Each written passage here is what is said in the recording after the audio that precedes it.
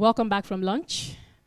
I imagine it was delicious, but then I hope it wasn't too delicious, because sometimes that can be a hindrance to staying awake. It's a positive for some people and it can be a negative for some others, especially since this session is a bit of a lengthy one, 1 hour and 20 minutes. So let's all try to stay awake. So without wasting much time, I think we can all agree, especially from all that's been said in the previous panel discussions, that the enormous deficiencies in Africa's local and regional infrastructure has made it absolutely important for us to mobilize long-term financing if we are to see sustainable development on the continent. Although we've seen some growth in Africa's local currency bond markets, especially in sub-Saharan Africa, we still have a long way to go. And today I'm happy that we're going to have the private sector here with us to hear from them, to hear their own perspective, especially if we think about the fact that for most African bond markets, they're still largely dominated by government securities. They take up to 75%, leaving little for the corporates, who are also should be significant participants in terms of infrastructure development. So let me just quickly, without wasting much time, I'll just quickly call up our distinguished panelists to come join us on the stage quickly. So can I please have Mr. Ronnie Lam? He's the Chief Executive Officer, Mauritius Commercial Bank Capital Markets. Mr. Ronnie, since you're the first, you can. A round of applause, please. Can we also have Mr. Peter Sullivan, Managing Director, Head of Africa Public Sector, Citibank, London. A round of applause, please. Can I also please have on the stage with us Kone Seidu, Director of Finance and Accounts, representing the CEO of Africa Reinsurance. Mr. Kone, a round of applause, please.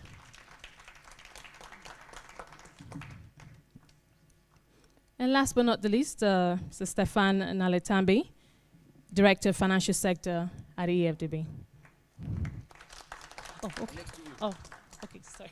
You guys is fine. You can say this, right? Wait, sorry.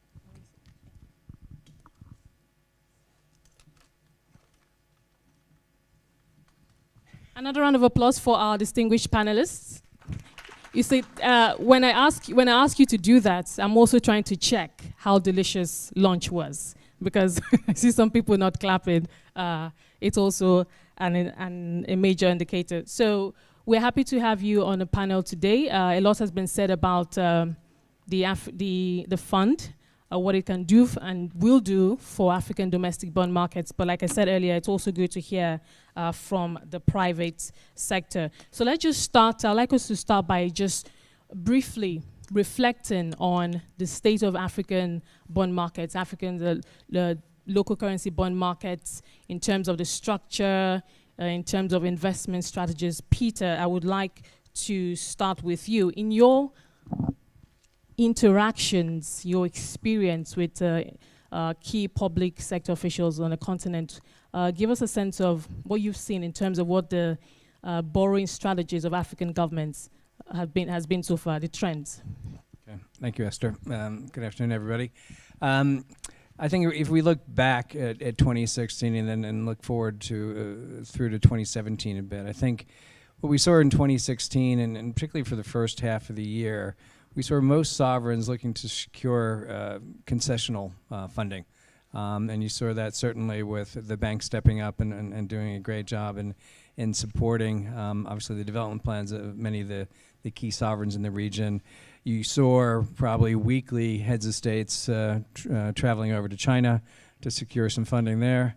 Obviously to DC, speaking with the World Bank. So, and rightly so. I think our recommendation has always been to maximize the amount of concessional funding that's available to address the developmental gaps.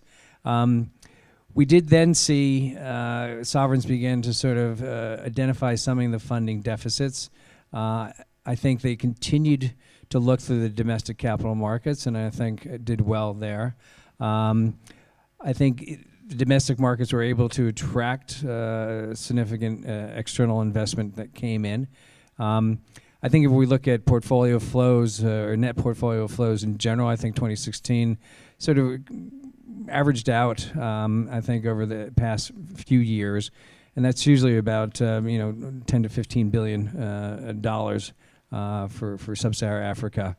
So we think they did well. We did expect to see more sovereigns coming to the international debt capital markets, and this is where I think what we'll see in 2017.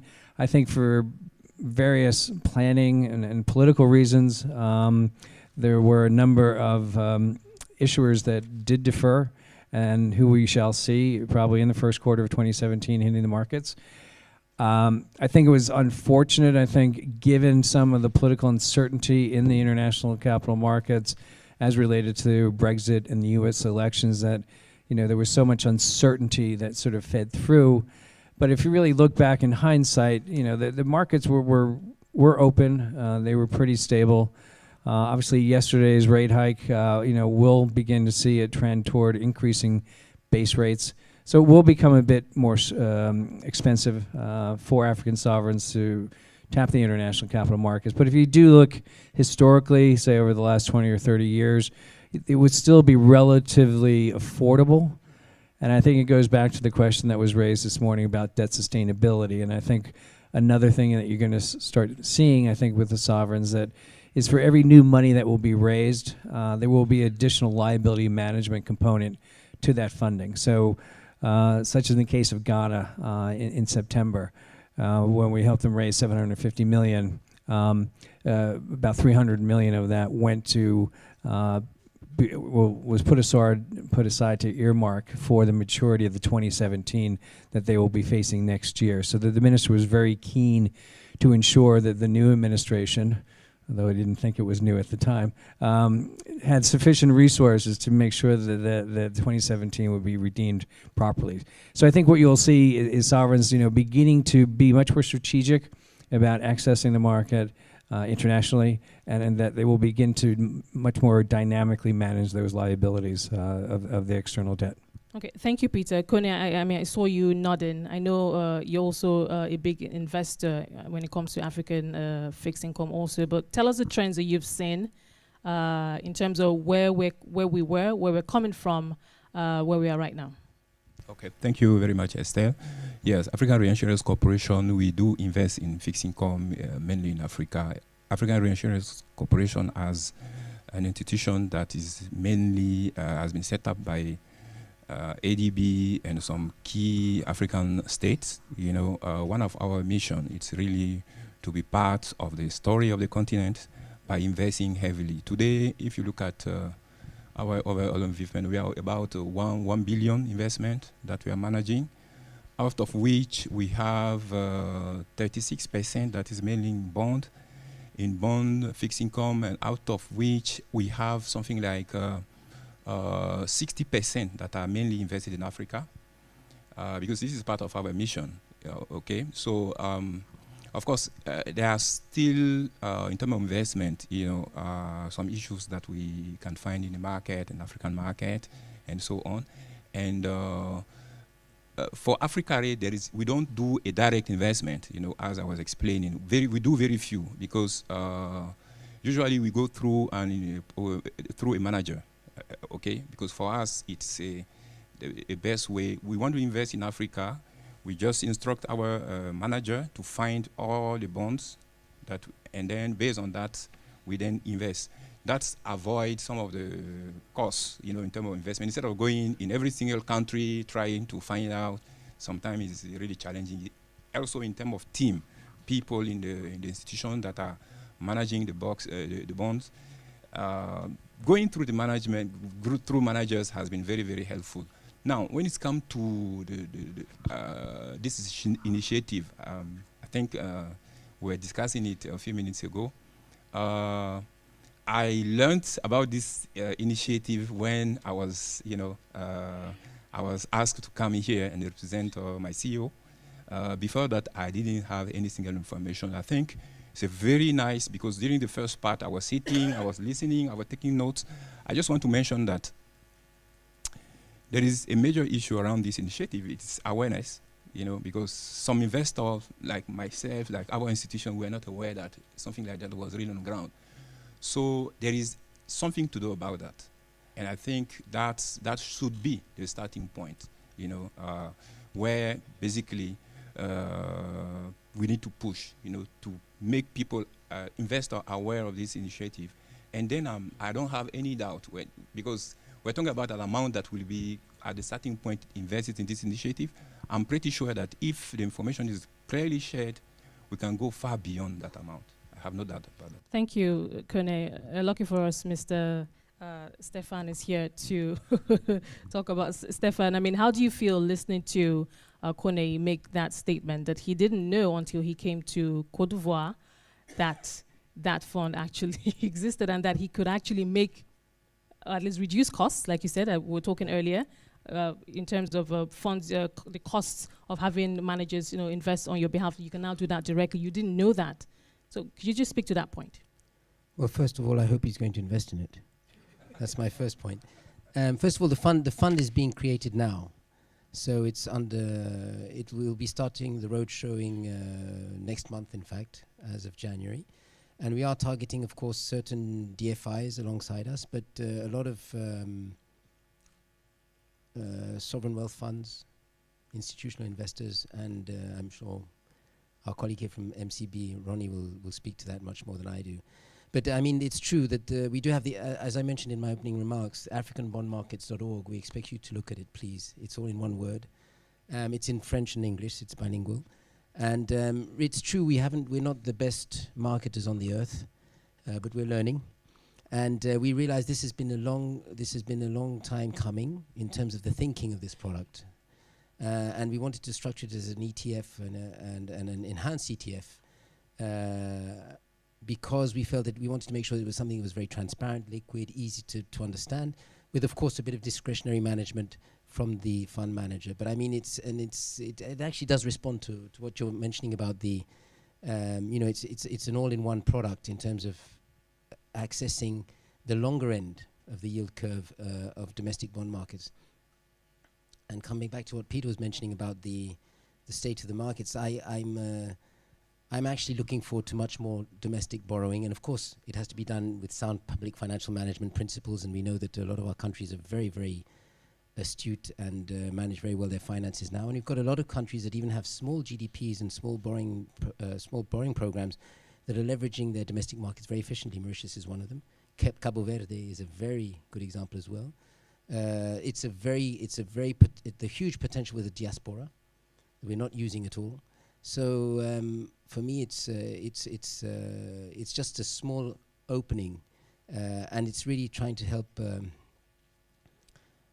make our financial markets be better understood simply, because they're like every other financial market. But at the end of the day, people don't know them, and they're very concerned about the regulatory issues and especially the settlement issues. And this, we hope, will be also very much tackled through the structuring of the CTF.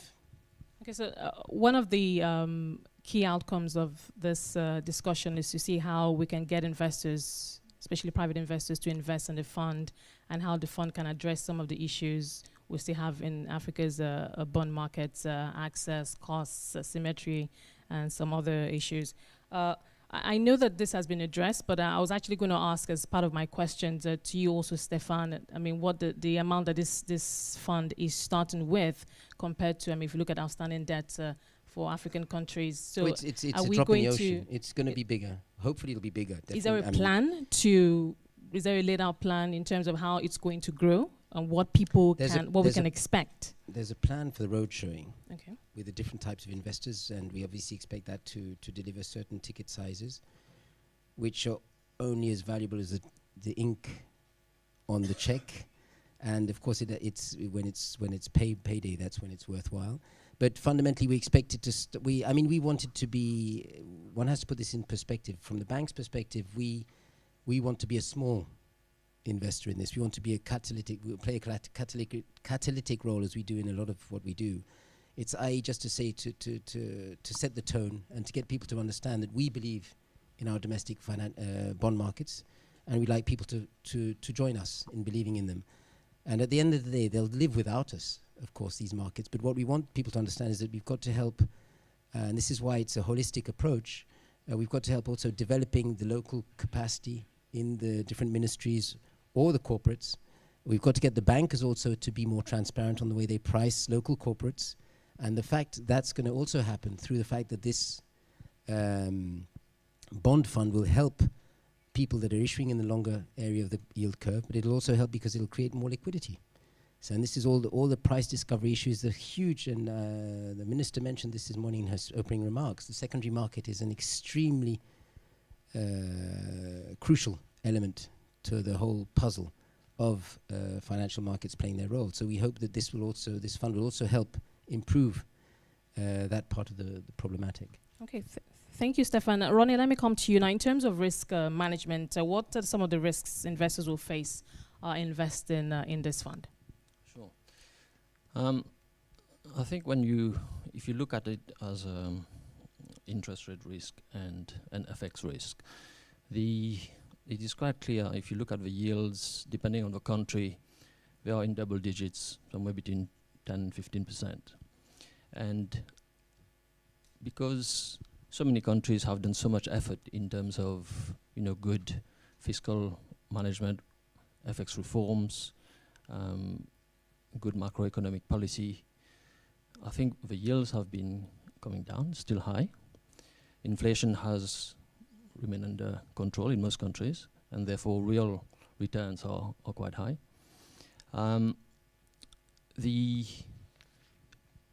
I would say the biggest risk for investors is really around the FX, because what's going to happen, and we've been doing it for the last 3 years, not in an ETF format, but we already have an MCB Africa bond fund that invests in local currencies in Africa.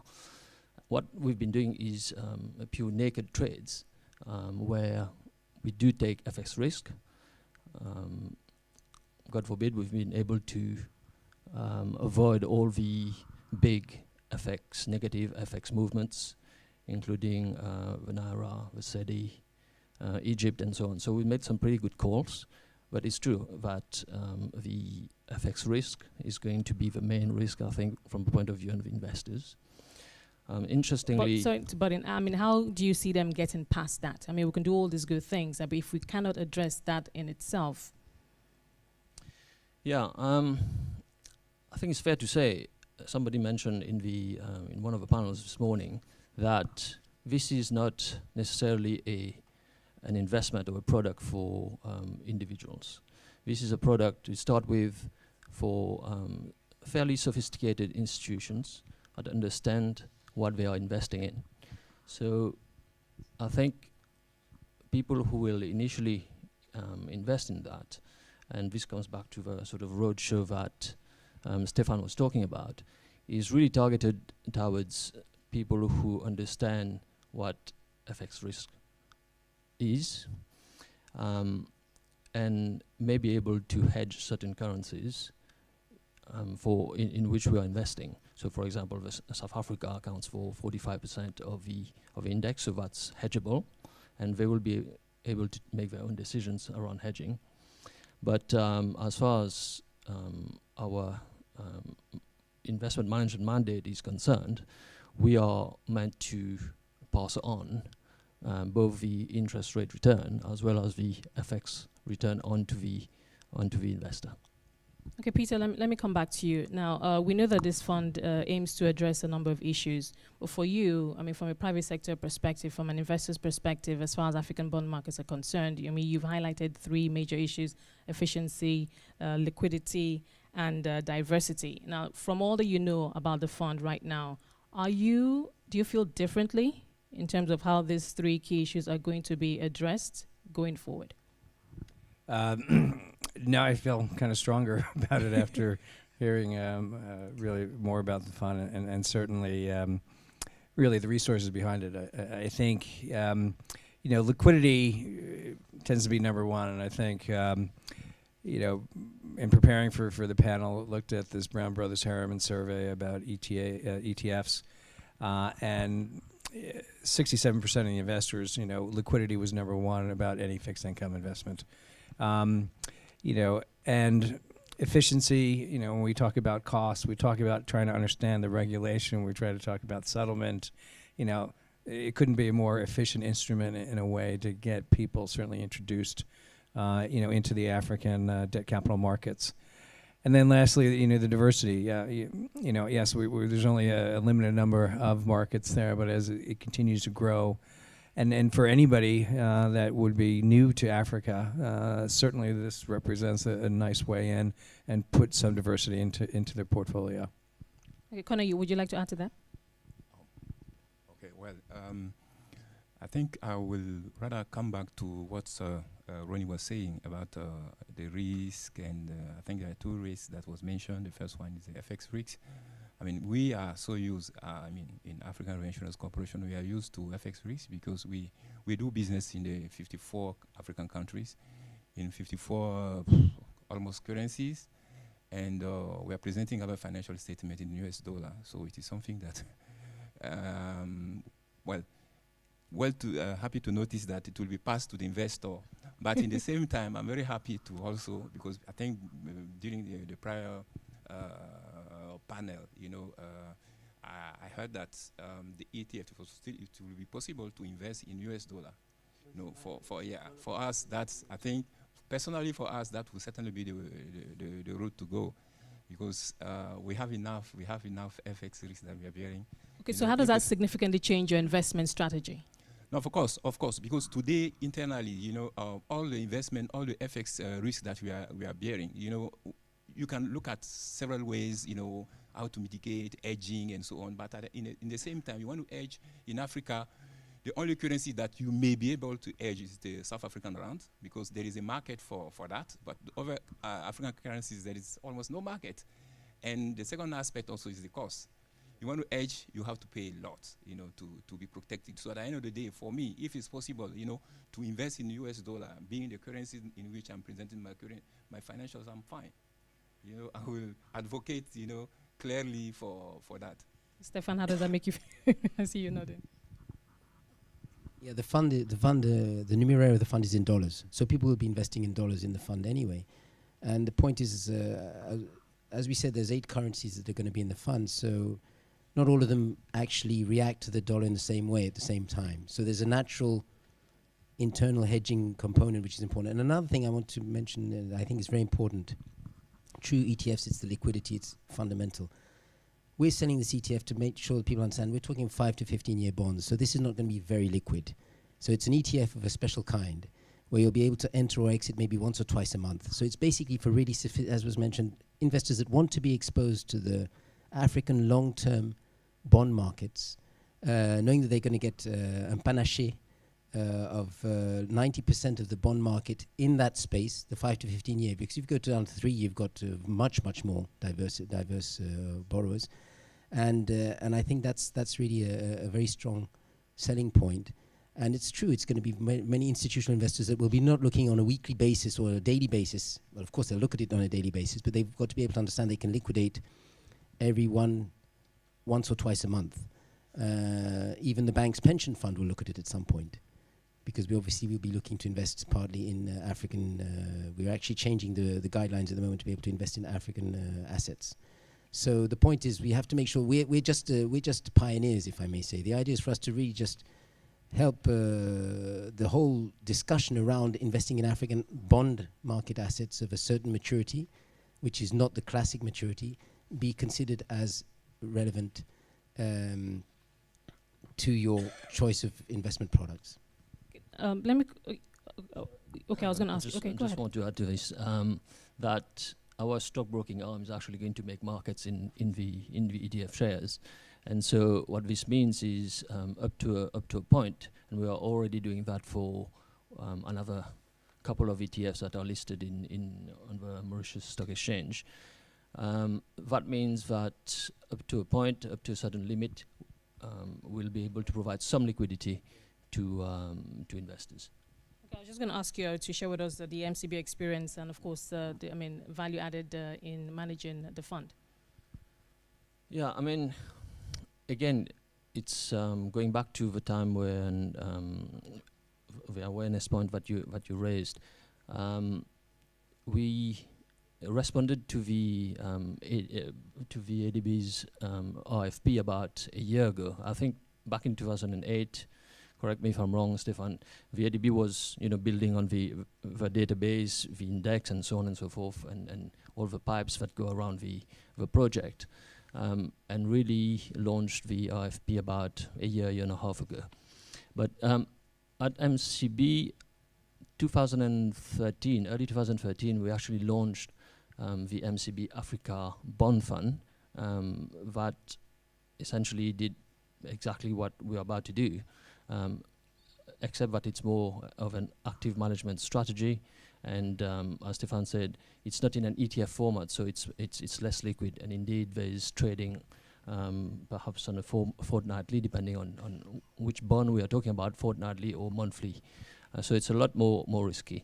The point is the funds out there that give access to this asset class tend to be quite small, simply because big international investors haven't been particularly interested in this market, which is nascent, and therefore, given that most big funds can't account for more than 10% of any individual fund, so you have funds that are maybe 25, 30, $40 million in size, and therefore don't attract large investors.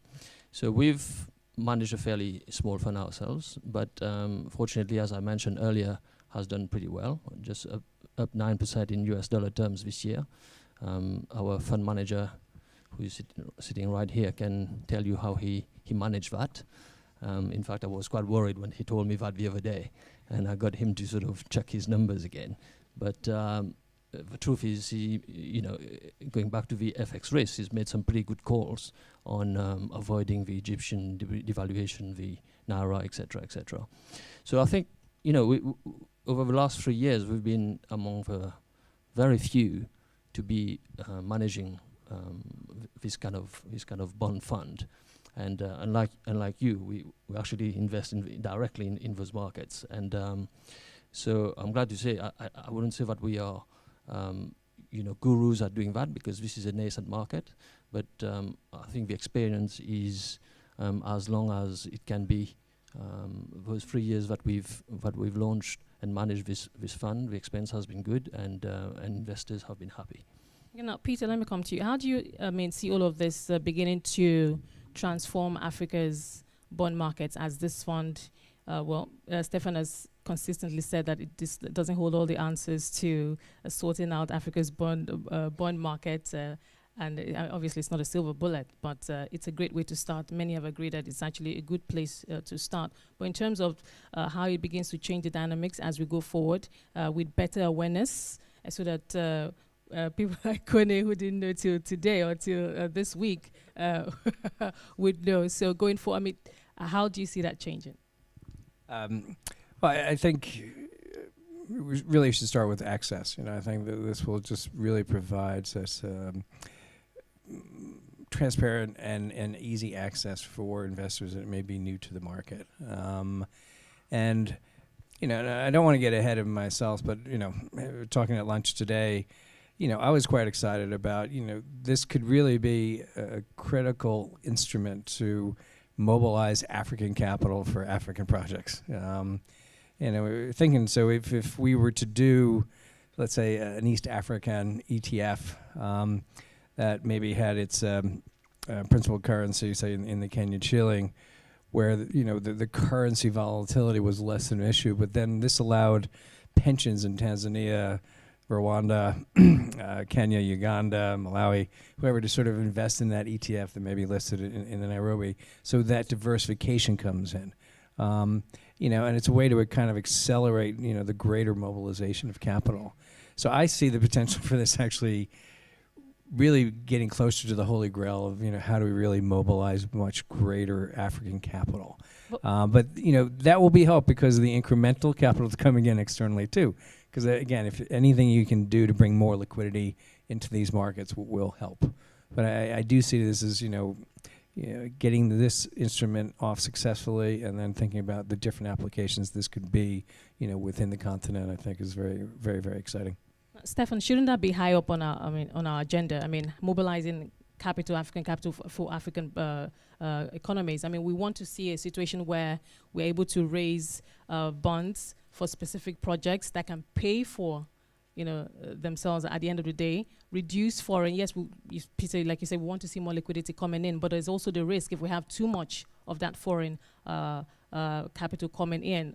Of course, we're not immune to whatever global shocks could happen. The global financial crisis is a good example of that. So shouldn't we be aiming for that, Stefan?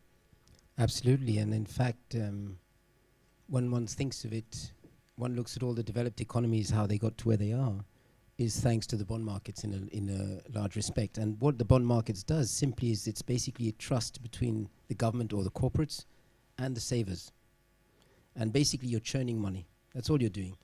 And the importance of that is that you allow money to be recycled and you allow people to actually borrow and be transparent about their borrowing, because of course there's the information memorandum, et cetera, there's a whole framework around it, which really will change the relationship between the governments and also the corporates with the public, the investors, and also the banking sector. Because in fact it'll really, it'll help mobilize a lot of resources that we have in our countries. Kenya already has ways to do it where you can buy your bond on your phone, which means that it's gone down to the village level. Now, of course, people have to understand how the investing goes about, etc. But it's amazing how it's changing. Kenya just introduced the ETFs, I think, recently on the stock market. Morocco has them already. Nigeria has them. Mauritius and Joburg. But I mean, we expect that to also be extended. And what Peter was referring to about the local indices, we'll definitely be looking at. That's part of the index family's job over time. We want one big flagship, which is this one. We want the smaller ones to become bread and butter issues, because all of it is linked to, fundamentally, it comes back to what I was saying earlier on about the sound public financial management is the basis for all of this. And if we do build that trust between the governments and the investors and the issuers and the banking sector, will help develop new financial products for the investments, will help develop funding mechanisms for the projects that we can't do at this point. We'll be able to do a lot of innovative mechanisms that will help Africa unlock some of the money that is held back to be able to support our infrastructure needs. So that it's a no-brainer. We have to go for this. Okay, good to know. Now, I know this was probably, I don't know if it was mentioned or discussed in the previous panel, as we all know that many Africa's bond market is predominantly dominated by government securities. We would like to see a situation, we know that it creates, a benchmark for the corporates, but we would like to see a stronger corporate participation. How can we, in what ways can this fund help address that? I know that you said we'll see more with the government securities, but over time, we're expecting to see a reduction. So I wasn't in that session, so just try and help us. Ronnie, you want to, okay, let's go with you. I'll go first, if I may, because basically somebody mentioned earlier, in Mauritius, we've already seen this happen. And that is in spite of the fact that we don't really have a yield curve as such, simply because the government bonds are not regularly traded. They are occasionally issued. But what has happened is we've been able, and perhaps it's by virtue of the nature of the smallness of the market and the fact that household names, big corporates are well known in Mauritius, and therefore everybody has a fairly good idea and fairly good perception of risk attached to corporate issuers in Mauritius in a way that perhaps in a larger country people may not. The second point is large corporates in Mauritius have by and large listed already their stocks on the Mauritius Stock Exchange, and therefore there is transparency and information flow around performance, around strategy, and generally about what the share price and results are. So people can take a view on the equity side and extrapolate on the debt side. They get regularly updated. So what has happened in the last 3 years is we've managed to essentially structure corporate bonds to the tune of about $600 million in rupee equivalent, local currency. And what has really pushed the corporates to issue those bonds is simple bank refinancing.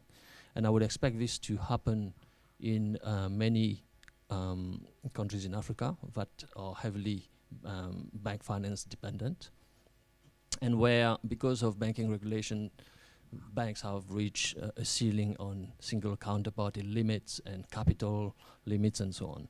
So therefore, there's, to the extent that the bank has a large client and it can't lend anymore, the capital markets come in handy, because what the client does is to issue a bond, take advantage of excess liquidity amongst institutions and even individuals, the retail market, to raise a bond and refinance the bank. And so at MCB Capital Markets, we've been right in the center of this. As I said just 3 weeks ago, we raised the largest bond, which was about $150 million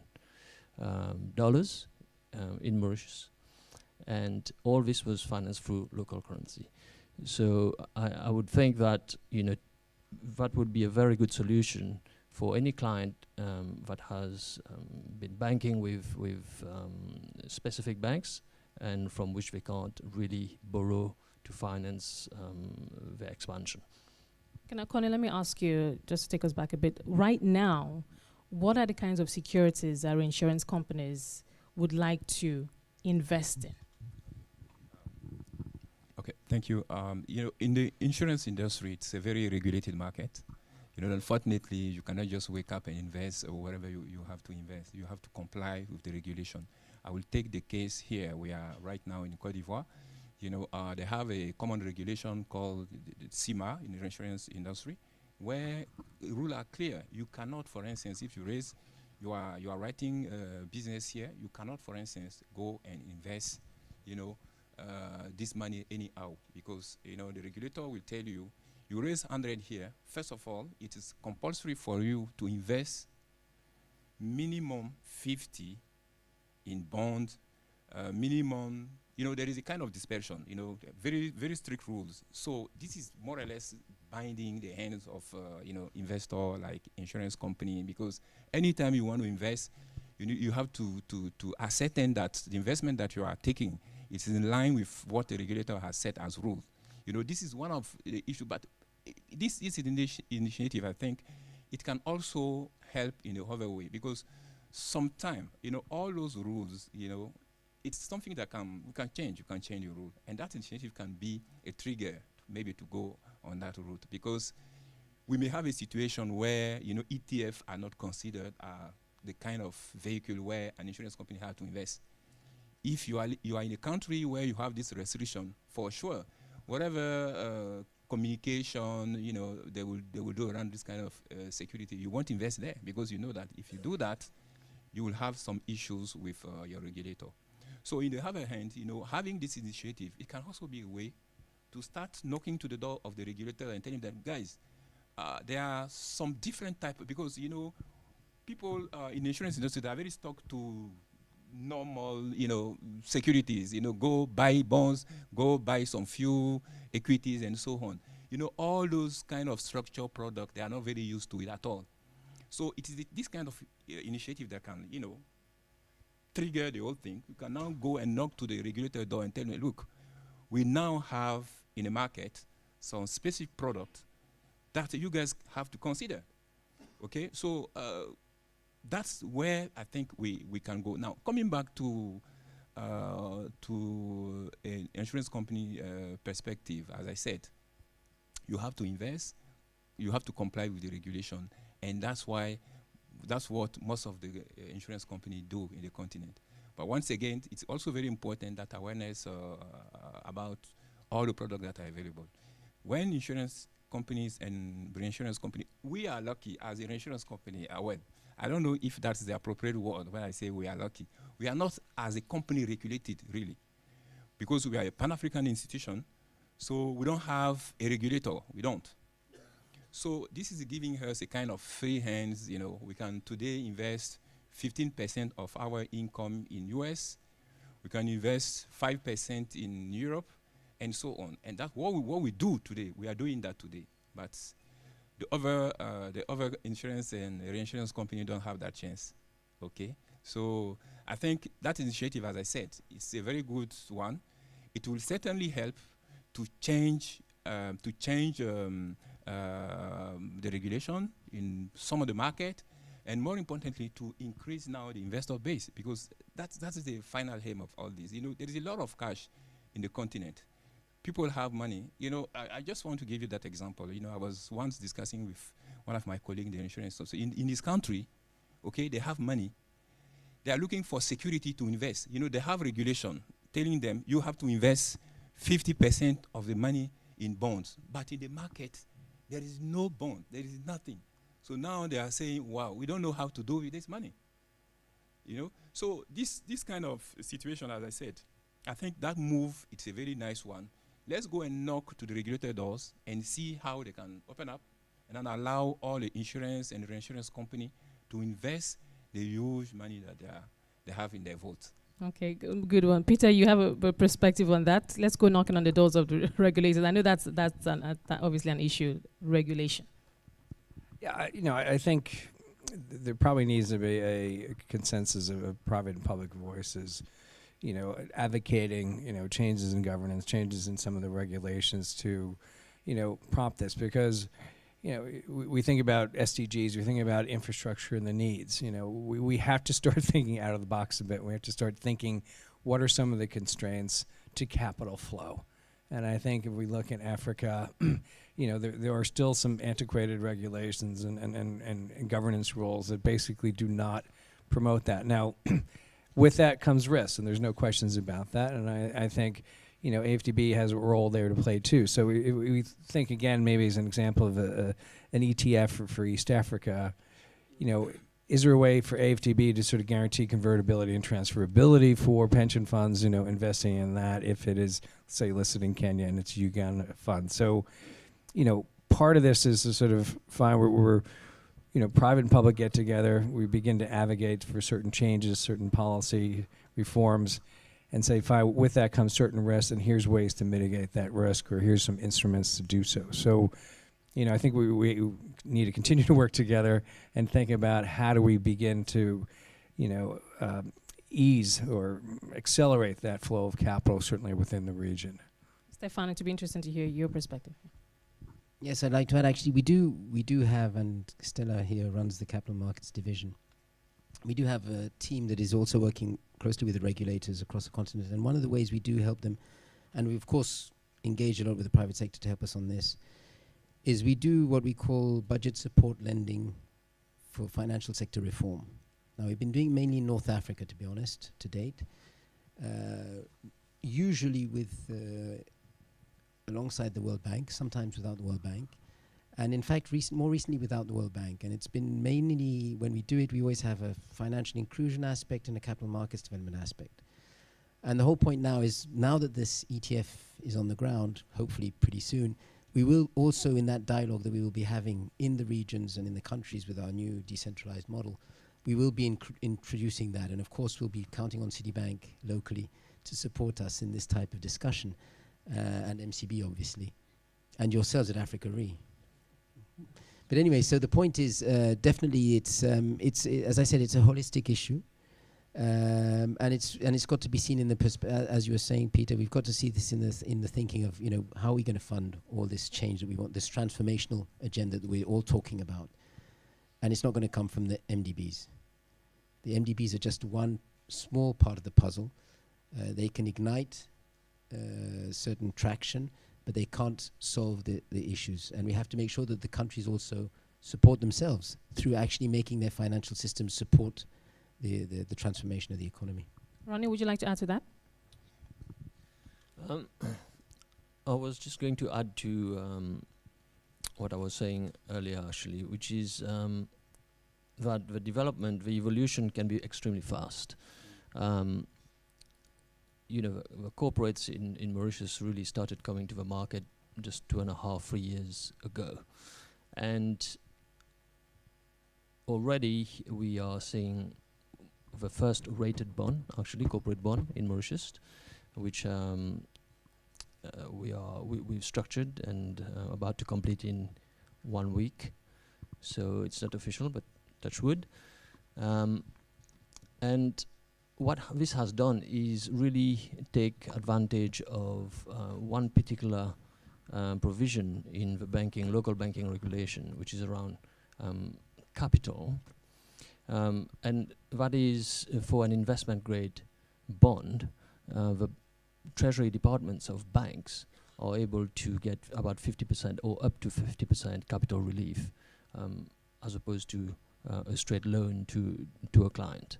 And I think there are rules like that in various countries, in Kenya, in Tanzania, Uganda, Nigeria, obviously, where there's a lot of excess liquidity in treasury departments, in various financial institutions, and very little asset around. And as a result, treasurers tend to invest and hold to maturity, and obviously that harms liquidity.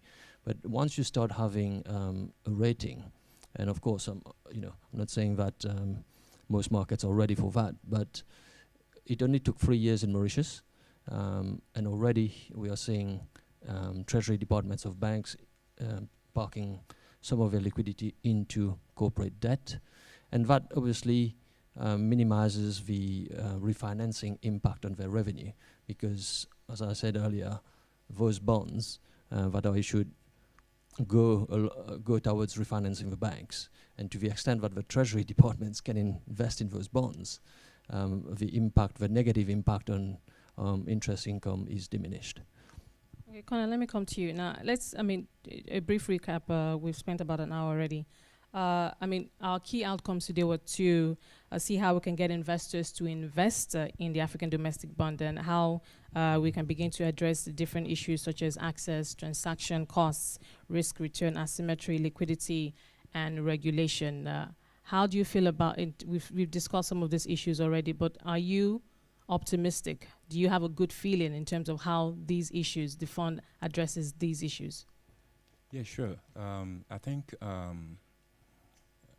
this is a starting point. There are still a few issues here and there.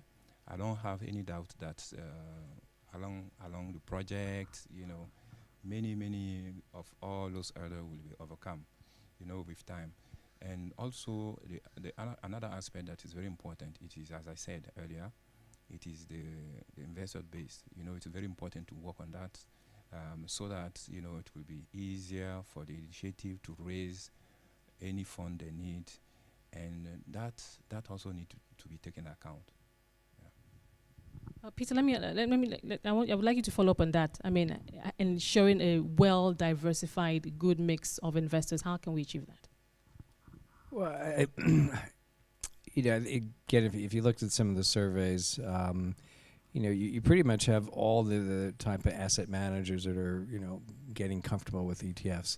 From hedge funds to fund managers to family-owned companies. So on the private bank side, and I think the roadshow, I think, for the ETF is going to be critical. I think it's a way to not only market it and talk about access to the African debt capital markets, but hear back from them. What is the kind of products that you're looking for? What's going to allow you to come in and be that difference in Africa? And I think that two-way conversation, while it occurs, on a bilateral basis when you have kind of sovereign issuers talking to investors, I think this is a great opportunity to get much more of that dialogue going. And I think just saying that, I think a key element around this is we don't have sovereigns, debt management offices getting out to investors enough. They tend to wait until they're about to do an issue and they'll do a deal roadshow. What we need to do is constantly get out there and say, look, there are issues, there are deals happening every day in Africa. You got to be thinking and looking at, what's happening in Nigeria, what's happening in Kenya, what's happening in Rwanda, what's happening in Cameroon. And I think, there has to be a bit of a mindset change with that to say, look, you're constantly marketing, you're going to be constantly getting out there trying to get investors' interest and retaining that interest. And you do that by, saying what's going on in the market, saying what you're going to be doing, and then what you've done. Because it's all about that, do what you say you're going to do, and investors will follow you. Obviously, communication is key. Ronnie, you wanted to add to that? Yeah, I mean, I think reality is it shouldn't be too hard a discussion, especially at the moment, because we are living in a very low interest, low yield environment. So, you know, to the extent that people are out there looking for yields, I mean, they are already, I suppose, open to consider this new asset class, especially if it comes in a form that is easily accessible to them. I think to a large extent, yes, I think you're right. People haven't gone towards the, you know, to market to these potential investors. It's chicken and egg. There wasn't an ETF doing that in the past, and you know, the MCB Africa Bond Fund, for example, is not in the form of an ETF, so we couldn't go and market it to European, US, or whatever investors.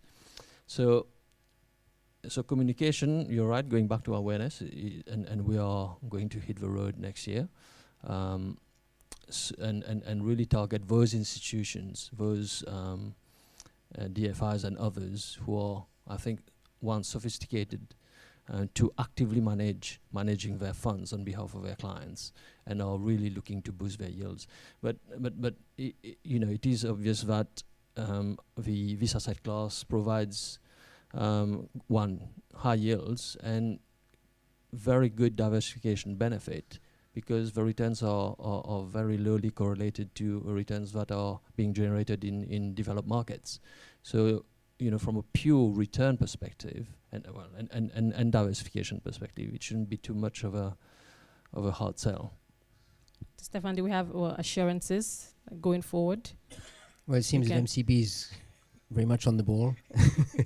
And no, definitely we're very confident that we will get this off the ground very quickly, and we know that we're going to be looking at targeting investors that are, of course, very concerned by liquidity and transparency and accessibility, but at the same time also that have a developmental angle. Okay, so 10, 15 years down the line, what would our conversation be about this fund? I'll have retired by then, for sure.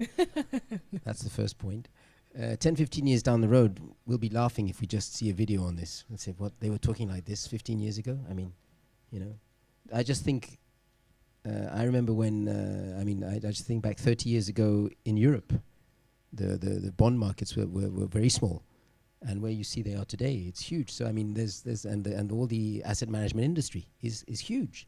Number of people employed, etc. So the thing is, in Africa, we are completely missing out on so many different aspects of the financial system that it's something we have to make sure that it's changed. Okay, so I mean, like we've said before, it's not a silver bullet.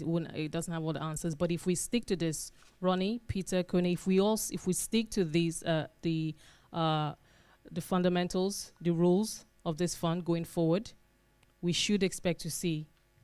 Oh yes, I'm trying to be positive here. Oh, no. Looks like Kone is the most positive here. We're all positive. I'm tired of being positive.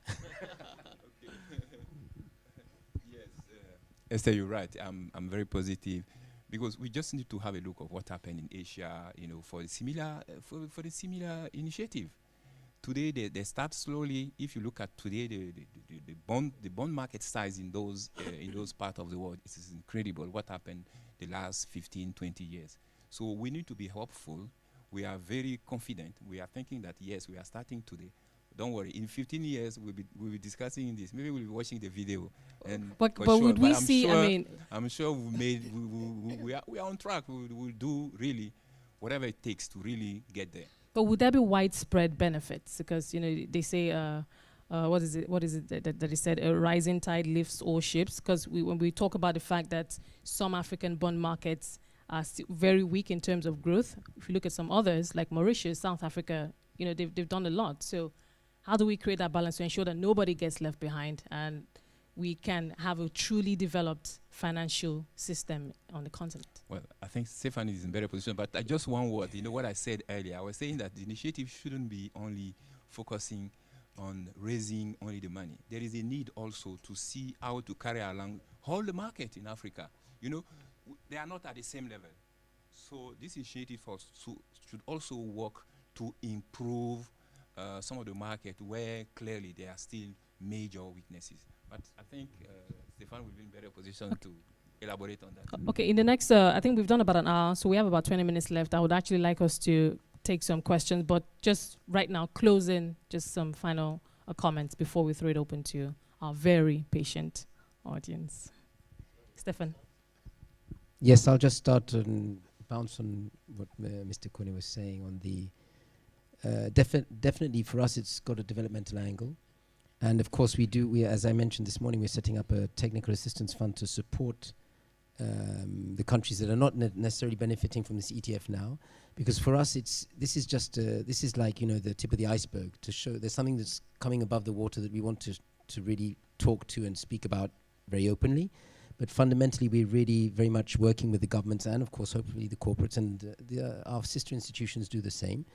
The idea is for us to really make sure that, especially now in the new paradigm, where we know that there's much less cheap money, if I may say, accessible for our countries, we should make sure that we actually take it on ourselves to make sure that we participate in our own development through financing. So fundamentally, there is this tip of the iceberg that's out there, but there's a whole part that's really linked to the developmental aspect, which may be linked to investor base, regulatory environment, issuance calendars, et cetera, et cetera. There's all sorts of structure of settlement systems, financial infrastructure.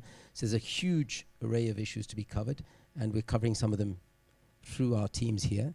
And of course, we're working with others to make sure that everything else is covered. Yeah, my comment is more around mobilizing African money, actually. We sponsor a pension fund conference, which is the Africa Pension Conference every year. And I've met endless pension trustees who complain about, you know, well, first of all, losing money when, you know, going into sort of traditional funds managed by large institutions and the like. Of course, not everyone does a bad job. Many do a very good job as well. But I think, given that this is an initiative for the African financial markets, I think it's important not only to roadshow international investors, but also to tap into the African money, because that links back to the development impact, to the extent that you know, the savings of Africans are invested elsewhere and are not generating the returns that they should be generating. They should really be looking at this asset class, because the returns are just on the doorstep and are not necessarily more risky than investing in a whatever other Euro or Japanese yen or whatever other type of fund. At the risk of slightly going off on a tangent, you know, just to pick up on Ronnie's point, I think a key aspect of this, and the ETF is really just a means to you know, access that source, to capital, to get invested, you know, in development. But you know, we need to figure out ways to increase the savings rate in Africa. And I think, you know, why do Africans have such a low savings rate? And potentially the higher consumption rate, and so much of that is about political risk and political proper enabling environment. So, you know, as much as we can push the financial markets and things, we still also need to kind of push the political agenda. You know, I think it's on the right trajectory. You know, and I think, you know, speaking as an American, I think there's probably less political risk in Africa there is than there is in the U.S. right now, and that's a great thing, and it's building on. I think, you know, it's one of those things where the water is rising and raising the boats, because I think the environment is prompting a greater savings rate, and by having means to put those savings to productive use and realizing the right kind of gains will also be incredibly productive. But I think there's an aspect there that shouldn't be forgotten, that we need to keep on pushing. You know, the political environment, the enabling environment is critical, and to get those savings up, to get those mobilized into the right areas. Yeah, but I mean, that's a tough one, but I mean, we can do it. The political side of it.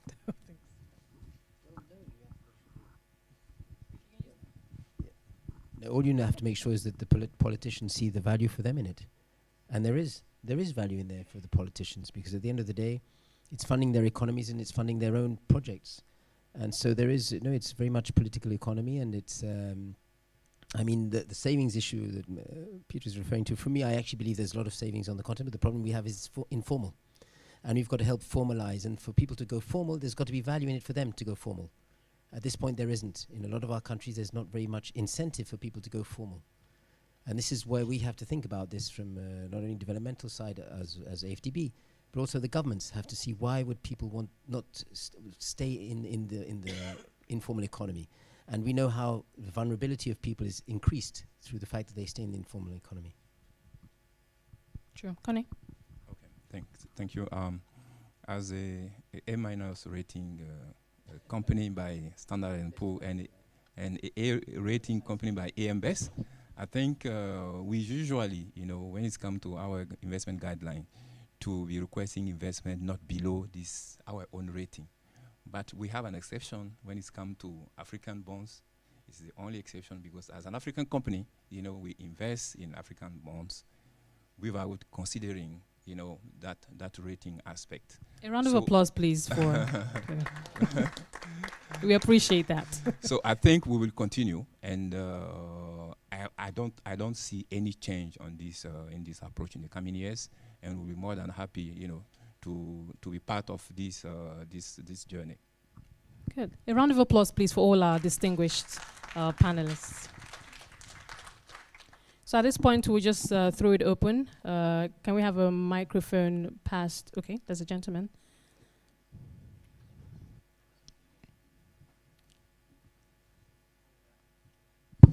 Hi there. Excellent conversation. Just one question, in case you're gonna market the fund to European pension funds. So we know that pension funds usually tend to invest in UCITS compliance funds. How do you see the ETF fits in all the UCITS compliance regulations that pension fund face? Do you see it working with it, or would it be compete with it, or would it be competing with it? So that's my question. Who's your question? Who are you directing the question to? I think MCB, if or whoever's gonna market the funds, I think what will be the strategy? Well, actually, it's going to be marketed jointly with African Development Bank. But yes, we had this conversation actually around UCITS, and my understanding of it, the legal position is that you don't actually need to be UCITS compliant if you're going to market it to sophisticated or certain types of sophisticated institutions, in particular, or sovereign wealth funds and the like, or DFIs. So I'm looking at Cedric. I don't think that initially there is any plan to make it a UCITS compliant fund, because first of all, it's aimed more at sophisticated institutions, broadly speaking, and so the UCITS, the UCITS framework doesn't really apply here.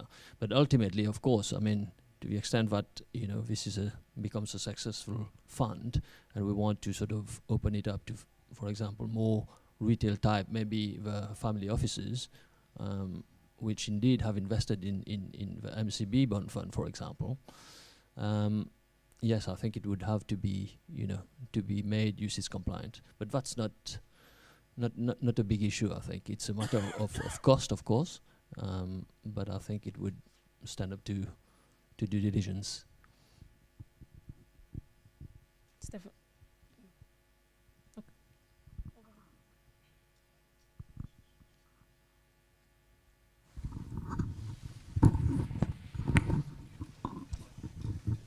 Thank you. I've got a question to Stefan and to Ronnie, and then a comment to you, Esther, on one of the questions that you asked. When you look at the government pension funds in Africa today, most of them are sort of captive investors in government bonds. So I would tend to think that when you try to market this fund, one of the first investors you should be looking at would be those government pension funds, because first of all, they are very much invested in government bonds from Africa, so they understand the underlying. And secondly, you are providing them with a very cost-effective mechanism to access other government bonds issued in other countries, and therefore I think it's a natural fit. So do you agree that there would be potentially natural investors into this fund? And Esther, on your comment, where would we be 15 years down the road? I like to use the analogy of the Indian stock market. You know that only 22 years ago, 24 years ago, before the big reform undertaken by Manmohan Singh, the total turnover, and 22 years is very short time in history, the total turnover on the Indian market on a daily basis was $5 million a day. Today it's billions of dollars on the cash markets and billions on the derivatives market. And the only reason why this happened, because there were some substantial reforms that was done on the economic front that opened up the Indian economy to the rest of the world. So by analogy, I would say this initiative is a start to the real opening up of the African bond markets, not only to the institutional investors or the retail investors in Africa, but also to the rest of the world through a very cost-effective and efficient tool. So I would like to congratulate the ADB, and I think these are the kind of initiatives that will really help us to grow our market and really tap into the potential of Africa. So 15 years down the road, maybe we'll be talking about a fund size of billions of dollars, hopefully. We will call you back also to be part of that conversation. Yeah. So I'll go first. Yes, I think to the extent that pension funds invest in government bonds, long-term ones to match their pension fund liabilities, yes, it does make sense. But I think there are some challenges to that, not least if I think about our own national pension fund. There's an element of education, if I can call it that way, for them to sort of get over the idea of investing in African currencies, because I don't think that the pension fund trustees or indeed the investment committee of national pension funds necessarily understand the risk of investing in whatever 6-7 different local government bonds in Africa. That's the first one. The second point is, to what extent do they have access to US dollars to actually invest in the fund? When I think about the Mauritius National Pension Fund, they don't have access to an unlimited amount of dollars. Yes, they can convert because Mauritius has a sort of free conversion, no exchange controls and so on. But this is not necessarily the case in other countries. So again, I mean, this falls into the regulatory environment. Can they actually ship an awful lot of dollars into the ETF? So there are a couple of challenges, I think. But yes, technically speaking, given that yields are where they are, they should have a natural appetite, and that would fall naturally as a diversification play into the investment portfolio. Okay, any more? Okay, we have a lady. Merci beaucoup. Ma question, je pense, s'adresse à Stéphane et à MCB. Bon, si le fonds s'adresse uniquement aux États, est-ce que les collectivités locales sont éligibles? Parce que nous avons un projet de réalisation de ce que j'appelle des villages verts. C'est-à-dire que nous trouvons des villages abandonnés par les jeunes. On y installe de l'eau, l'irrigation. On construit des logements sociaux pour les jeunes.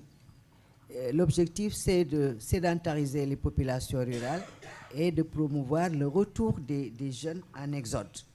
Et chaque acteur devra bénéficier d'un crédit logement et d'un crédit production. C'est-à-dire qu'il sera logé, mais il va choisir entre l'agriculture, l'élevage, l'aviculture, l'aquaculture, etc., ou même une unité de transformation industrielle, parce que nous voulons que les productions soient transformées sur place au lieu de procéder à ce que le président Senghor appelait détérioration des termes de l'échange.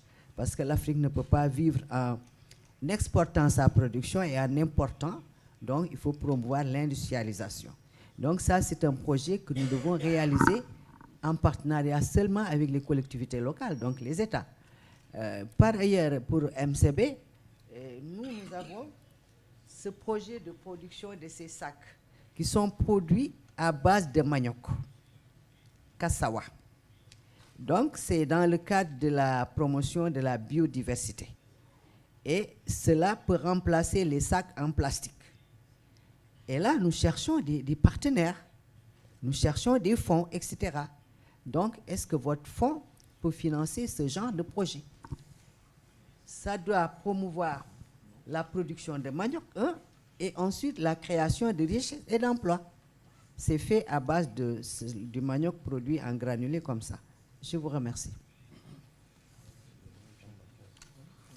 Merci pour cette question, madame. En fait, les collectivités locales pourraient être...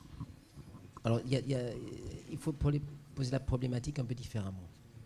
Ce qui se passe, c'est que vous cherchez à financer vos projets. En fait, il faudrait que soit les collectivités locales, soit les entrepreneurs privés émettent des obligations qui soient émises ensuite dans le système financier pour qu'elles soient éligibles dans le fonds en question. Donc, en fait, si vous voulez, il y a plusieurs étapes. Ensuite, il faut voir s'il y a certains pays où vous avez tout un marché des obligations des États, comme au Nigeria. Vous avez d'autres pays où vous avez des municipalités qui émettent des obligations. Et tout dépend de leur façon eux-mêmes de collecter les recettes pour pouvoir émettre des obligations. Donc, si vous voulez, il y a toute une réflexion qui doit être menée sur le financement local, de l'économie locale, que ce soit par l'État comme par le secteur privé pour les collectivités locales. Donc, bien sûr qu'éventuellement, dans un deuxième temps ou troisième temps, ce genre d'initiative peut être soutenu par un fonds obligataire. Ça ne sera peut-être pas sous forme de ETF, comme ce dont nous parlons aujourd'hui, mais c'est tout à fait possible que vous ayez des obligations qui sont émises comme des obligations vertes, qui sont ensuite incluses dans un fonds indiciel dans lequel les investisseurs mettent de l'argent. Donc c'est tout à fait possible que ce soit quelque chose qui soit envisageable dans le futur. Mais dans un premier temps, il faudrait qu'il y ait des collectivités locales qui soient structurées de telle manière qu'elles émettent elles-mêmes, qu'elles empruntent de l'argent et qu'elles puissent en fait être des entités juridiques pour pouvoir émettre. One more question. Oh, two. Une question à Stéphane également. À mon sens, la question centrale pour les investisseurs privés demeure tout de même le problème de la liquidité sur le marché secondaire obligataire. Et je voudrais savoir dans quelle mesure l'introduction de l'ETF peut résoudre un tant soit peu ce problème d'illiquidité. Parce que gérer les risques de taux, ça on sait le faire, mais gérer le risque d'illiquidité, c'est tout de même quelque chose d'assez difficile à percevoir. Ça, c'est la première question. Deuxième question, maintenant, au niveau de la demande. Il est clair qu'il faudrait quand même aider les pays africains dans le développement de leur marché à professionnaliser la gestion de l'épargne publique. Pensez-vous que le développement ou l'assistance au développement d'instruments tels que les OPCVM, notamment obligataires, peut aider à pousser les gérants professionnels à plus de sophistication et donc accepter ces instruments pour y investir? Je commence par la deuxième question. Évidemment, oui. Et sachez qu'il y a beaucoup de pays qui sont très avancés. Le Maroc, l'Afrique du Sud, le Kenya, le Nigeria est relativement avancé. Donc, même en Tunisie, il y en a certains. Donc, il ne faut pas... l'ETF ne va pas tout résoudre. C'est un produit de plus, c'est un instrument de plus. Avant tout, ce que nous cherchons à faire, comme je disais auparavant, c'est surtout augmenter la connaissance et la compréhension de ces produits. Et justement, je considère que c'est un produit extrêmement fort pour les autorités politiques. Et elles peuvent en bénéficier. Et une partie de la problématique est liée à la liquidité et la price discovery, qui est très importante et cruciale. Mais en fait, pour la price discovery, une partie de la problématique est liée aux banques, parce que ce sont les banques qui aident à la liquidité. Vous avez des émetteurs. Alors ensuite, il y a toutes les nouvelles règles de Bâle III Bon, encore qu'on n'y est pas forcément dans tous les pays en Afrique, mais les banquiers sont en train de plus en plus à mettre en place la réglementation de Bâle 3 qui réglemente énormément le trading, proprietary trading. Donc il faut voir dans quelle mesure on peut justement trouver l'équilibre pour permettre à ce qu'il y ait des incentives qui soient mises en place pour que l'État voit que le fait qu'il y ait un marché secondaire et que les banquiers voient qu'il y a de l'argent à faire dans les marchés secondaires, une partie de l'argent qui peut faire les marchés secondaires, c'est la création justement d'OPCM et de produits d'investissement pour les clients finaux, sachant qu'eux-mêmes doivent avoir une petite partie uniquement de leur liquidité qui soit dans le trading. Et donc, il faut qu'ils aient des produits, des instruments qui permettent à l'épargnant de bénéficier de l'accès à ces marchés et de justement permettre à cette liquidité. Donc, je dirais oui, le ETF va aider tant soit peu, mais nous, bien évidemment, dans une partie de notre travail, c'est justement la discussion et le dialogue avec les gouvernements. Le secteur privé, bien évidemment, fait partie de cette discussion aussi, mais avant tout, on essaye, si vous avez une liquidité dans les marchés gouvernementaux, même à Maurice n'est pas encore entré dans l'indice. Une des raisons pour lesquelles Maurice n'est pas entré, c'est justement parce qu'il n'y a pas assez d'accès à la price discovery des émissions obligataires. Mais l'État nous dit, je m'en contente pour l'instant. Parce qu'il ne voit pas encore l'avantage d'utiliser le marché financier pour vraiment financer les plans de développement, parce qu'ils ont encore beaucoup accès à des gens comme nous-mêmes à la BAD. Donc il faut voir justement quel est le bon équilibre pour l'État, voir quel est son endettement idéal, du moins devises étrangères contre devises locales, etc. C'est toute une réflexion qu'il doit avoir. Et les pays sont tout à fait capables de le faire. Et donc l'utilité du marché secondaire va être de plus en plus évidente pour eux. Ils le voient déjà sur les equities, ça marche. Il y a aussi le rôle des marchés, des stock markets. Eux-mêmes doivent aussi permettre à la liquidité d'être amplifiée. Mais vous avez tout à fait raison, le marché secondaire est pour moi le point crucial de tout ce paradigme. As a gentleman behind, yes. Sorry, I just want to add to this, going back to this market making thing. So MCB stockbroking, our stockbroking arm, is actually going to make markets in the ETF. So we are doing it already for some other ETFs that we market make, and so up to a certain limit, yet to be determined. Obviously, will depend on the size of the issuance out there. A certain amount of liquidity, of daily liquidity, would be ensured by our stockbroking arm. So essentially, we'll put some balance sheet behind it. Okay, the gentleman. Okay, thank you very much. I just want to rebound on the liquidity question. Who's the question to? To all the panelists, because it seems to me it is the thing that is a criteria for selecting the country who will belong to the indices, whatever. But looking at it, I think there should be a solution, an intermediate solution for those countries who are not eligible yet, who don't have liquidity, are working hard to get a secondary market that's very liquid. I mean, it is, I guess, a challenge that I'm going to throw to the whole panel to see whether in financial engineering they can maybe find a way to, while we are waiting for those countries to get liquidity, liquid market, to find tools for them to take benefit of this fund that is being created.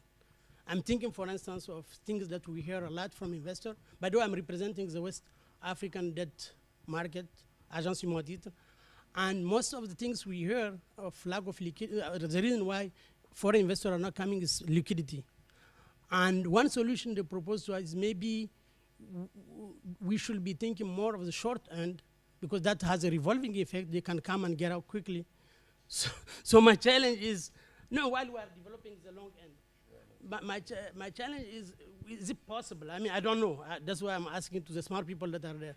Is it possible to have to have a product that will address, will be maybe an index, but for short end only, maybe 3-month long product, while the country are working hard to develop the long-term liquid market.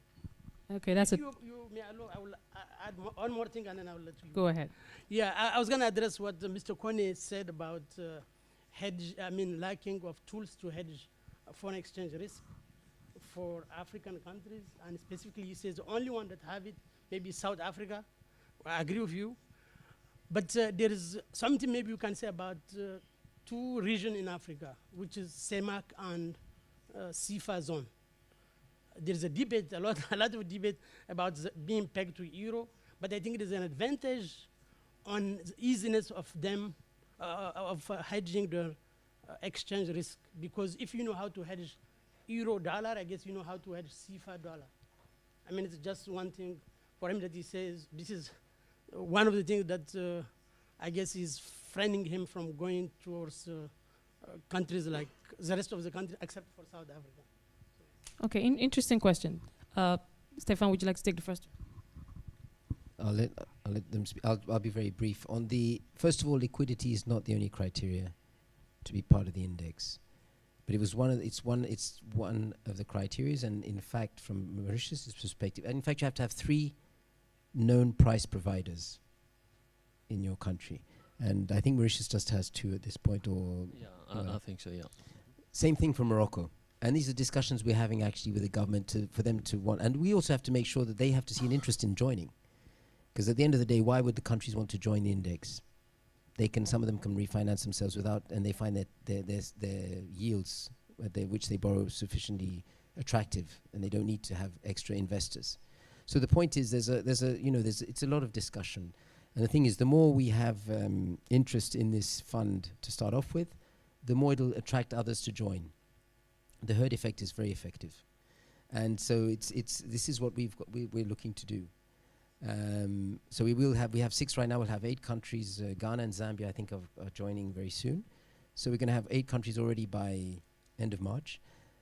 And part of the work that we're doing on the through the trust fund and with the governments is to also improve this work. But there's also ongoing discussions we have with the private sector teams. The private banks, on the liquidity issues. And these are things we organize with the central bank and with the ministry to discuss. We're starting to do that. We haven't done it very much yet, but we're starting to do it. And of course, we'll intensify once the bond fund is up and running. But the idea is for us to actually have this real discussion around the secondary market, which is extremely crucial. And the bankers have to have something in it for them.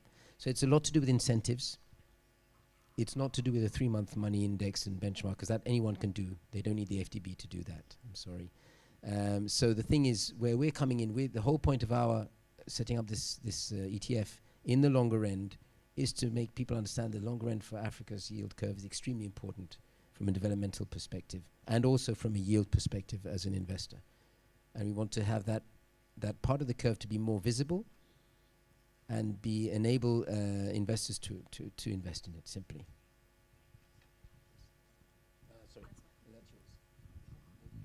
Ronnie, you wanted to respond to? No, I was going to let a smarter person comment. There were a question I think about aging. Yes. Yes. For the aging, the CFA is pegged to the euro. Okay, so basically there shouldn't be any problem. But in fact, you are sometimes called to find a aging product where you are thinking that you are taking more risk. If you look at, for instance, our company, we are writing basically 35% of our business in South Africa. So when the rand is fluctuating, we are more exposed than, the business that we are writing, for instance, here that is representing, less than 6% in the CFA zone. So all that is also a factor in terms of solution to hedge or not to hedge.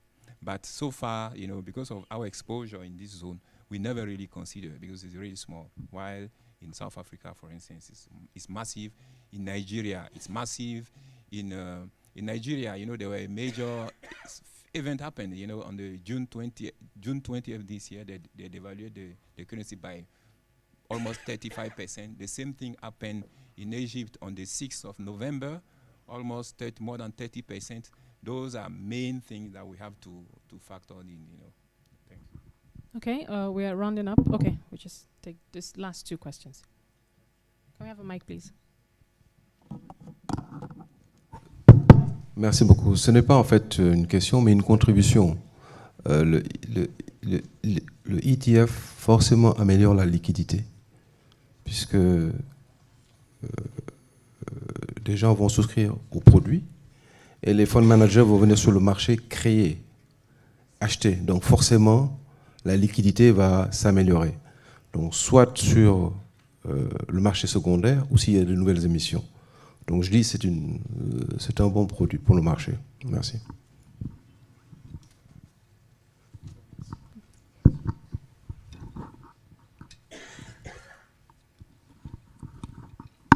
And yes, I know there was, so that would be our last question, please. Good afternoon. Many thanks to the panelists. It was quite an excellent discussion of the issues that are affecting African markets. I do agree regulation and regulation arbitrage is an issue, and regulators and the regulations are notoriously unwilling to change or adapt to other people's views. My question is to the AFTB and AFMI. As we know, all epics have a romantic side and also have a tragedy side.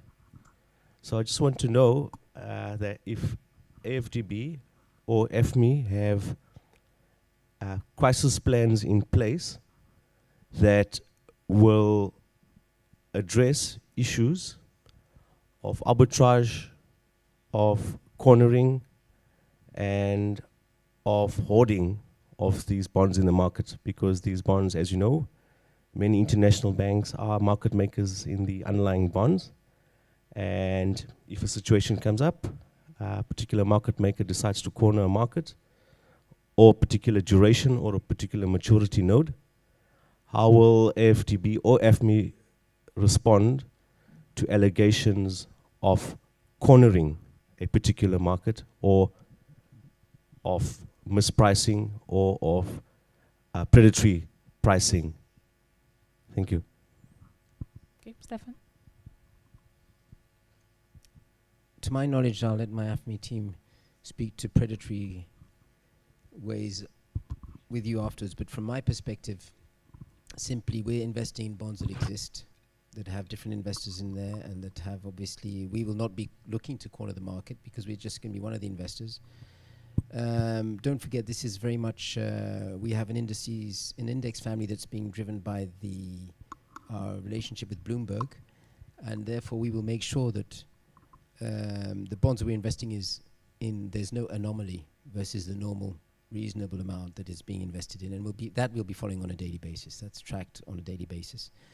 So there are ways of following that. Of course, MCB will be managing the fund, and so we'll be in regular contact with the authorities. Also, part of the discussion is for us to make sure that we also, eventually alongside the bankers and the big pension funds, also talk with the governments to see which type of issuing they should be looking to do, what they should be thinking about in terms of their yield curve. Just helping the discussion move along, because at the end of the day, the secondary market will be very strategic. From the government's perspective, what's important is, of course, the first issuance, but obviously beyond that, they want to make sure that the pricing of their secondary market is very much in line with what they believe should be the anticipations of future movements within their currency and their economy. And there will be regular meetings on that. And when there are situations of cornering, these things have to be unwound. They usually happen pretty quickly. These are relatively small markets. So we'll obviously we ourselves will never be more than 20 to 25% of the actual fund itself. So I'm sure that we'll find other solutions. And don't forget, there's 20% that is managed discretionary versus the index. When you manage versus an index, you don't have to be always invested in the underlying. So you can have, you're measuring it versus the benchmark.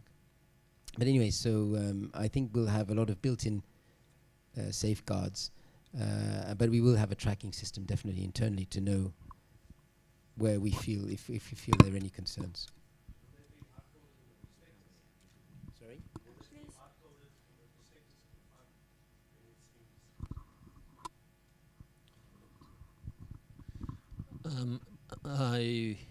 The prospectus will set out the risks that investors would run by investing in the fund. There are no specific clauses that address things like, cornering of the market or fraud or things like that, because, you would expect to have controls in place that already address that to prevent that from happening. But just to add to what Stefan is saying, I think classically the way that these things are prevented is by close monitoring by the index provider. So in this case, Bloomberg is the index provider and administrator. And I think, well, we don't have to introduce Bloomberg on indices because they are administering thousands of these things. So one would hope that these things should not happen in practice. So I think that's it. So on that note, we've come to the end of this panel discussion. A round of applause for our distinguished and smart panelists. And also a round of applause for yourselves too for being a very good audience and a patient one too. We have a gala dinner at 7. But before I go, let me just quickly, of course, yes, accepted. So I've been speaking to Stefan NALLETAMBY, Director of Financial Sector at the AFDB. Also Ronnie Lam, CEO Mauritius Commercial Bank Capital Markets. And of course, Peter Sullivan, Managing Director, Head of Africa Public Sector at Citibank London. And last but not the least, Kone Seidu, Director of Finance and Account, representing the CEO of Africa Insurance. Thank you all very much for your time and your patience.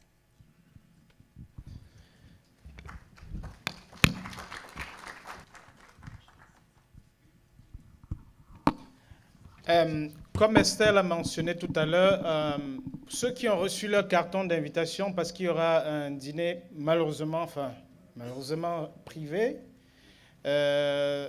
donc ceux qui ont reçu leur carton d'invitation, il y aura un service de transport tout à l'heure qui partira soit d'ici si on finit tôt, soit de l'hôtel où ils sont logés, et on communiquera dessus. Pour les autres, on remercie énormément d'avoir fait le déplacement pour venir écouter ces discussions.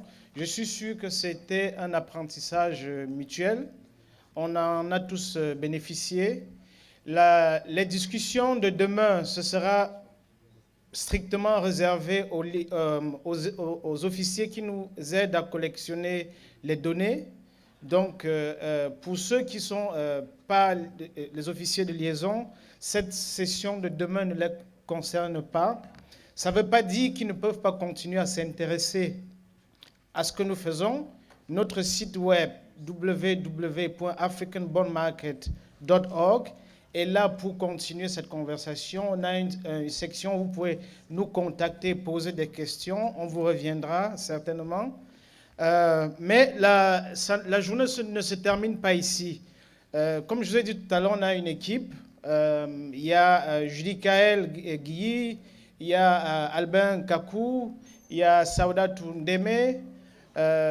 J'espère que je n'ai oublié personne.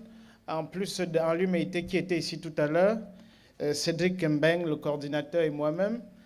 Maintenant, nous allons passer la parole pour les remarques de conclusion, pour conclure la journée, à Madame Stella Kilonzo. Ensuite, j'exhorte la presse à suivre les gens qu'ils veulent interviewer et aller à la salle au premier étage. Pour ceux qui veulent continuer à parler affaires, il y a également la salle au premier étage. Vous pouvez aller et continuer votre conversation là-haut. Merci beaucoup. Madame Mrs. Stella Kilonzo.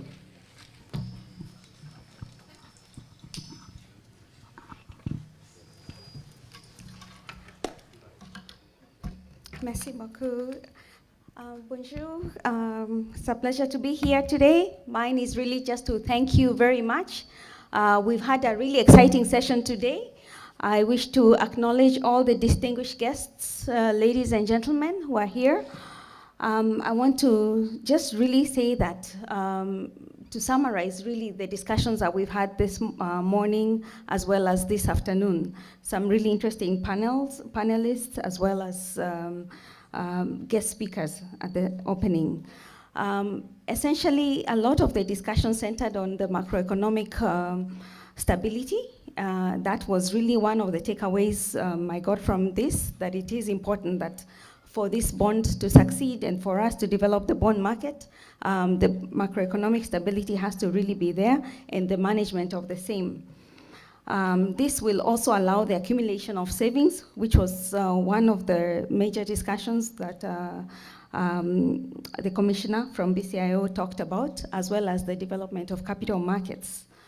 Capital markets development requires also several factors that was highlighted in Mr. NALLETAMBY's speech this morning, including transparent and effective regulation, as well as an institutional framework, and the development, obviously, of an institutional investor base, which will be very critical as well for the ADBF. Just to assure you, Director General of the Central Africa, that also their pension and insurance sector reforms will be critical, and we're actually undertaking some work in Central Africa that will shed light in this area. The other takeaway is really the spotlight on the ADBF as an investment. We have had so much this morning, this afternoon. I think from here, we obviously would like you to be investors as well as our ambassadors as we go and fundraise on this particular investment. I want to reiterate that the panel session this morning also highlighted the area of what I would call the development of the African bond market, that this has to be driven locally rather than, and we all have to take ownership of that. We had an Africa Economic Outlook report that was produced this year. It was launched in Nigeria. And this talked a lot about Africa's economic performance, which has been steady and is expected to remain moderate in 2015 and strengthen in 2016 against the backdrop of a fragile global economy. The continent remains the second fastest growing economic region after East Asia. So that's really one of the positives that we need to focus on. The report also predicts the continent's average growth at 3.7% in 2016, and it will increase to 4.5% in 2017, providing, and we expect that the economy in terms of the global economy will actually recover. As you know, that there are some issues in terms of the commodity prices. As you saw this morning, the AFMI can play a pivotal role in addressing the technical challenges which hamper the development of debt capital markets in Africa, especially local currency bond markets. All stakeholders need bond market data. In particular, I wish to point out that the AFMI undertakes with Africa's central banks liaisons who are here. We wish to thank you very much for your role in the data collection, synthesis, and dissemination in providing us all this critical information, which has allowed AFMI to really be the global benchmark on African bond market data. In addition, we also have to talk about the finding of our private sector development strategy, which is in place until 2017. It actually has established that the private sector generates about 2/3 of Africa's investment, 3/4 of its economic output, and 9/10 of its formal and informal employment. So given that, we have to work very closely. A lot of, we know that the bond fund is geared towards the sovereigns, but it will be critical that also we work with the private sector to ensure that the private sector is able to harness the projects that will be funded by the sovereigns. In closing, I would like to reiterate the importance of working together in a collaborative approach, as well as being coordinated to ensure we continue to deepen our efforts in the continent's markets. We look forward to further discussions and direct engagements with you, and we welcome the opportunity to speak with you after this session upstairs on our bilateral meetings. We wish to thank all the ministers. The governor of Central Bank of BCIO was represented here this morning, all the distinguished guests, representatives from central banks, liaison officers, as well as the regional regulatory bodies and participants from the private sector. We were very impressed with the discussions this morning. Finally, I would also wish to thank the AFMI team. I know you got to meet them, but I think I would like to ask them again to come forward so that you can meet with them and see each and everyone who has made this session quite a success. I think Cedric and Theophile, I don't know if Judical and Liu, and Sada too. Are you here? Okay, whoever is here, it will be good, as well as, okay, great. Okay, so you will get to interact and engage with the AFMI team as well. I'd also wish to commend you for the organization of this event. It's been really excellent. We are very impressed, and it's been great for the bank. And tomorrow we will be having another session, which some of you will be invited to as well. So to the delegates who are leaving today, and you might not be here tomorrow, we hope you enjoy your pleasant stay in Abidjan. And of course, if you're a resident, we wish to thank you, for hosting us in Abidjan as well. And we look forward to next year's workshop and conference. And to the delegates who are staying with us for the session tomorrow, which is going to be closed, we look forward to continuing the discussions with you and actually coming up with some concrete discussions on the way forward, on also the discussions tomorrow, which will be really critical in terms of taking the industry forward in terms of capacity building and certification. So we thank you very much, and thank you.